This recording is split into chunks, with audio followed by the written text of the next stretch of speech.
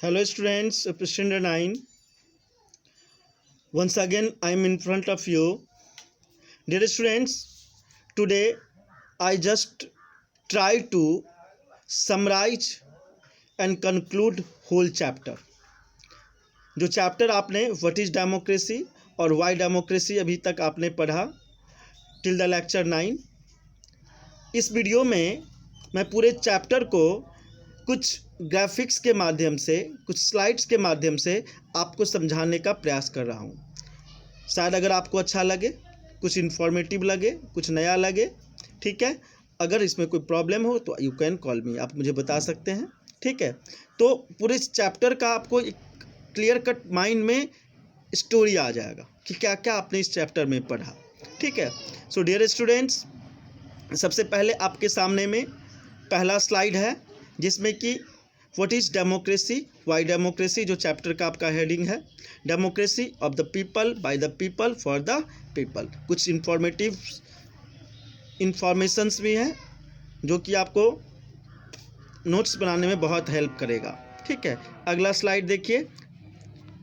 अगला स्लाइड में डेमोक्रेसी का डेफिनेशंस दिया हुआ है। What is democracy, people, power and democracy. तो democracy is a form of government where people has the power to choose his or her representative. तो democracy क्या है? एक फॉर्म ऑफ गवर्नमेंट है जिसमें पीपल्स के चॉइस से, वोटिंग से गवर्नमेंट को चुनी जाती है। आपने बहुत डिटेल्स में पढ़ा है। अगला देखिए, इसी डेमोक्रेसी के डेफिनेशंस को आगे बढ़ाते हुए कि then the representative will form the government. If the representative elected by the people, then the representative will form the government and make policy on the behalf of the peoples according to powers and functions given by the constitution, right. तो peoples voting करके representatives को चुनते हैं, representative फिर क्या करती है? सरकार को चुनती है, और जो संविधान बना हुआ है उस संविधान में दिए गए अधिकार और कर्तव्य के आधार पे वो क्या करती है? पॉलिसी मेकिंग करती है। किस लिए? लोगों के भलाई के लिए। अगला स्लाइड देखिए। इसमें उसी पॉइंट को आगे बढ़ाते हुए, people also have the power to remove the representative if they are not functioning his or her duty properly. Next, democracy में क्या है? पीपल्स के पास पावर होता है क्या? कि अगर रिप्रेजेंटेटिव को जिसको उसने चुना है वो सही ढंग से फंक्शनिंग नहीं करती है तो गवर्नमेंट को वो क्या कर सकती है? उस सरकार को वो गिरा सकती है, हटा सकती है। इसके बहुत से मेथड्स का हमने डिस्कस किया है, अपोज करके, रिवोल्ट करके, मूवमेंट करके, स्ट्राइक करके, या फिर से इलेक्शन में उसे वोट नहीं करके। आगे बढ़ते हैं। व्हाट इज डेमोक्रेसी का ही अगला point, peoples also have the power to remove the representatives if they are not functioning, as I told you. Now next, इस पूरे को डेमोक्रेसी वर्ड्स कहाँ से आया? The word democracy has been derived from the Greek word demokratia, right? Democracy just comes from democratia, which is just made from demos and kratia. Demos means people and kratia means rule, right? Now next, what is democracy? According to Abraham Lincoln, one of the greatest president of USA, just defined democracy is a government of the people, by the people and for the people. Now the next, here it is difference between a democratic and non-democratic government. In democratic government formed by the representatives, and non-democratic government ruled by force by a person or a group. In democratic government, representatives are elected in a free and fair election, whereas in non-democratic government, representatives are not elected by the peoples. In democratic government, major decisions by the elected leaders, whereas in non-democratic, major decisions by non-elected leaders. In democratic, citizens have the right to oppose policy and action made by the government, whereas in non-democratic government, no criticisms of government or rulers tolerated. Right? तो democratic और non democratic में आप ये difference देख रहे हैं। Citizens have voting rights, one person one vote, one value. But what happened in non-democratic? No voting rights is given to the citizens. So the important questions can be asked in the examination, the difference between democratic government and non-democratic government. Now the next video, sorry, next slide, it is written here, the features of democracy. Whatever the different features we have just studied: rulers elected by the peoples, major decision by elected leaders, free and fair election, election in regular intervals, one person one vote and one values, rule of law and respect of rights. ये 6 democracy के features हैं। अगर ये 6 features को कोई भी democratic countries सही रूप से फॉलो करता है तो वहाँ पर मोस्टली अगर देखा जाए प्रोबेबली किसी भी तरह का प्रॉब्लम नहीं होगा। अब major decisions by elected leaders we have study in details, right.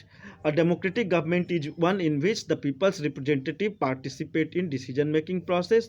They only a collective responsibility of all the decisions taken by the government, not individual but group of the people, collective responsibility of the government to take any decisions. There are example where representatives of the peoples are chosen but they are not allowed to participate in decision making process. This happens in many dictatorship and monarchy form of government. इन मतलब dictatorship और monarchy में किसी एक व्यक्ति के द्वारा कोई डिसीजन लिया जाता है, लेकिन अगर देखा जाए तो इलेक्टेड लीडर्स के द्वारा मेजर डिसीजंस डेमोक्रेसी में ली जाती है। तो ये आपका पॉइंट्स है। आगे हम लोग बढ़ते हैं। इसी कंटेक्स्ट में पाकिस्तान वाला जो एग्जाम्पल हमने देखा था कि कैसे परवेज मुशर्रफ ने वहाँ के डेमोक्रेसी को ओवरथ्रू कर दिया था और बाद में खुद प्रेसिडेंट अपने आप को डिक्लेयर कर लिया था। ये पॉइंट यहाँ पे लिखा हुआ है, in Pakistan peoples formally have elected parliament and government but the real power is with those who is not elected by the peoples. तो भले ही वहाँ इलेक्शन, वहाँ पर डेमोक्रेसी अपने आप को डेमोक्रेटिक गवर्नमेंट घोषित कर लिया था, लेकिन चूंकि चुनी हुई गवर्नमेंट परवेज मुशर्रफ की नहीं थी इसलिए उसको कंप्लीट डेमोक्रेटिक नहीं कह सकते हैं। ठीक है, जैसा कि इसमें लिखा हुआ है आपके सामने कि in October 1999 Pervez Musharraf overthrew the democratically elected government and declared himself chief executive of the country. Second circumstances क्या था? Free and fair electoral competition. In democracy, the rulers must have truly people's representatives. To choose representatives, we need a system of elections. An election could have some meaning and significant only if it had free and fair manner. A free election is one where every person has an equal right to vote. Right? So free and fair electoral competitions you have just understand very well. इसको और details में हम बता सकते हैं, लेकिन actually बेटे already मैंने डिफरेंट वीडियोज में इसको एक्सप्लेन कर लिया है। सो आपको हम इसको अभी आगे इसको यहीं पर छोड़ते हैं, फिर आगे हम लोग अगले स्लाइड को देखते हैं। Now free and fair electoral competitions, vote without any fear and threat. Voting कैसा होना चाहिए? बहलाकर, फुसलाकर, धमकाकर, डरा करके नहीं, लोगों को अपने मन से वोटिंग करने देना चाहिए। A fair election is one in which those persons who are currently in power have a fair chance of losing. बताए थे कि एक फ्री एंड फेयर इलेक्शन तभी हो सकता है कि जो गवर्नमेंट सत्ता में है उसको भी हारने की बराबर से पॉसिबिलिटी हो, तभी हम कह सकते हैं। अगला देखते हैं free and fair electoral competitions. जैसे चाइना की बात है, चाइना में जैसे हमने बताया था कि वहाँ पर कम्युनिस्ट पार्टी है और कम्युनिस्ट पार्टी जिसको अपने जो मेंबर्स उनके हैं उसी को वो मतलब कॉन्टेस्ट करने के लिए दे मतलब इलेक्शन में कॉन्टेस्ट करने के लिए अप्रूवल कर सकता है। तो हम चाइना में एक free and fair electoral competition नहीं कह सकते हैं। ठीक है, ये भी free and fair electoral competition का ही पार्ट्स है जो भी हमने आपको कम्युनिस्ट पार्टी वाला बताया था। Before contesting election a candidate needs the approval of Chinese communist party. As I told you the government is always form by the communist party of China. इसका मतलब लोगों के पास कम्युनिस्ट के अलावा कोई दूसरा ऑल्टरनेटिव चाइना में नहीं है। इसी तरह से मैक्सिको का एग्जाम्पल हमने दिया था आपको। ठीक है, वहाँ भी 6 ईयर्स पे प्रत्येक इलेक्शंस होती है। The country has never been under a military or dictators rule. लेकिन इसके बावजूद भी आप उसको यह नहीं कह सकते हो। ठीक है, आप यहाँ पर दिया गया है, यहाँ पर पॉलिटिकल पार्टी कौन सा है? PRI, institution of revolutionary party, institutional revolutionary party. ठीक है, 2000 के बाद 2000 के बाद वहाँ पे जितनी भी इलेक्शन हुई है वही जीता है। इसका मतलब ये है कि इसका मतलब है कि इलेक्शन में उसने बैड ट्रिक्स, मेल प्रैक्टिसेस आदि को यूज़ किया है। आगे बढ़ते हैं हम लोग। Free and fair electoral competitions, वो वहाँ पे मैक्सिको की सर्कमस्टांसेस को यहाँ पे एक्सप्लेन किया गया है।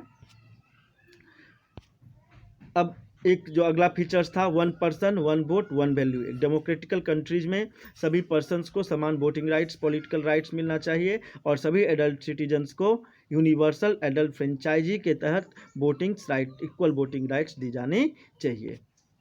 1 पर्सन 1 वोट, बिना कास्ट, रेस, कलर, क्लास, किसी तरह का बिना डिफरेंस किए हुए सभी को अगर वोटिंग राइट्स मिलता है तभी हम कह सकते हैं वहाँ पर एक डेमोक्रेटिक, वहाँ पर एक फ्री और फेयर इलेक्शन सिस्टम है और फ्री और फेयर डेमोक्रेटिक सिस्टम है। ये इस्टोनिया का एग्जाम्पल दिया गया है जो मैंने बताया था। उसी तरह फिजी का एग्जाम्पल दिया गया है। ठीक है। Rule of law and respect for rights, last conditions बताए थे कि किसी democratic countries rule by law से नहीं बल्कि रूल ऑफ लॉ, जो एस्टेब्लिश्ड लॉ है उसके अनुसार वहाँ पे रूलिंग होनी चाहिए और वहाँ की गवर्नमेंट जो है लोगों के राइट्स को रिस्पेक्ट करती हो, तभी हम कह सकते हैं वहाँ पर एक आइडियल डेमोक्रेसी है। तो ये लास्ट कंडीशंस था। ठीक है। जिम्बाब्वे का एग्जाम्पल मैंने दिया था आपको कि जिम्बाब्वे में कैसे पॉपुलर पॉलिटिकल पार्टी जानू पीएफ जो वहाँ की आज़ादी की लड़ाई में इम्पोर्टेंट रोल प्ले किया था और रॉबर्ट मुगाबे वहाँ का प्रेसिडेंट बन गया, लेकिन जीतने के बाद 1980 के बाद वो कभी भी हारा नहीं है। कारण क्या है? तो वो इलेक्शन में वो मतलब मैल प्रैक्टिसेज और बैड ट्रिक्स को यूज करता है। फिर तो इसका मतलब है और अपने अकॉर्डिंगली, अपनी नीड के अकॉर्डिंगली वहाँ बार बार कॉन्स्टिट्यूशन को चेंज कर लेता है। तो इस प्रकार से हम कह सकते हैं कि वहाँ पर डेमोक्रेसी जो है वो आइडियल डेमोक्रेसी नहीं है। तो ये इस तरह से अब हम लोगों ने देखा। इसके बाद यहाँ पर why democracy, argument in support of democracy दिया हुआ है। It is more accountable form of government, it improves the quality of decision making, it provides a method to deal with the difference in conflicts, it allows to correct its own mistake, it is better than other form of government, it is considered the best form of government. Dear students, these graphics or slides will help you a lot to make your notes and remember the different questions, right? So it is written here in this graphics, arguments in support of democracy. Now argument against the democracy, I have just explained you in separate video, right? Leaders keep changing democracy, so it leads to instability. मतलब democracy के against में क्या है कि leaders इसमें बार बार change होते रहते हैं, इसलिए कंट्री में इंस्टेबिलिटी आ सकती है। It's all about political competition and power play. तो डेमोक्रेसी क्या है? पूरी तरह से केवल पॉलिटिकल कंपटीशन है, बड़े बड़े लीडर्स का और पैसा और पावर का खेल है। Many peoples have to consulted in democracy that leads to delay. बताइए कि डिसीजन मेकिंग प्रोसेस जो होता है वो क्या होता है? डेमोक्रेसी में काफ़ी टाइम टेकन होता है। आगे, elected leaders do not know the best interest of the people, so its leads to a bad decisions. It's based on electoral competition, so it leads to corruption. Ordinary people do not know what is good for them, so they are unable to decide what is good and bad. तो ये आपको argument against democracy के दो आपको slides थे। इस तरह से अब लास्ट इसका जो देखा जाए तो ब्रॉडर मीनिंग ऑफ डेमोक्रेसी। तो ब्रॉडर मीनिंग ऑफ डेमोक्रेसी, आज के टाइम में डेमोक्रेसी जो है कैसा डेमोक्रेसी है? रिप्रेजेंटेटिव डेमोक्रेसी है, क्योंकि सभी पीपल्स को एक साथ कहीं पे बिठाया नहीं जा सकता है और कोई डिसीजंस लेने में सभी का कंसिडरेशंस हम नहीं ले सकते हैं। इसलिए आज के टाइम में जो है वो कैसा डेमोक्रेसी है? ब्रॉडर डेमोक्रेसी है।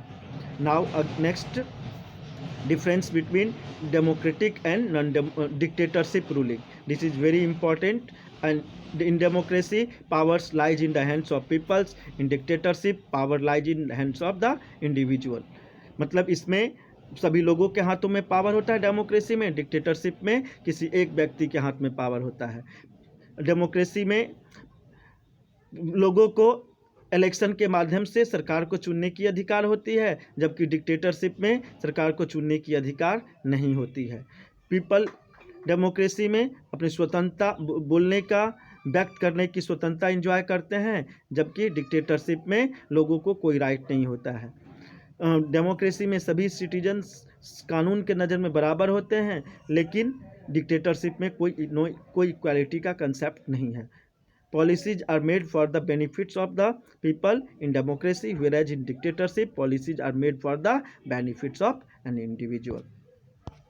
So by this way, this is the last slide of this chapter, and I think now it is clear to everyone. You have just summarized all the topics and revised all the topics. So dear students, now you will be ready for few questions in next video, right?